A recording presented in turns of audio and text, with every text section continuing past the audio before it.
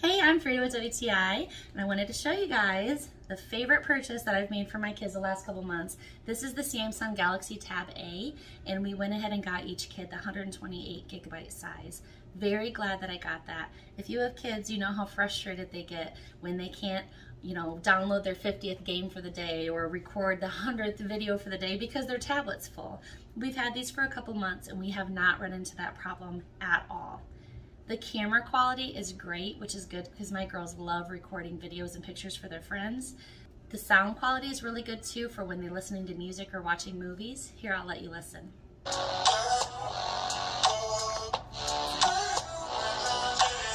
Overall, we are very happy with these. They're customizable so that I can set the content for age-related restrictions for my kids, so I feel very safe letting them have these. I can also set up time limits for how long they're allowed to be on electronics for the day, and so overall it's just really great. This is kind of a step above just getting a kid's tablet. This is more something that will last your kids through their preteen and teen years and into adulthood. This is a tablet that I would want for myself.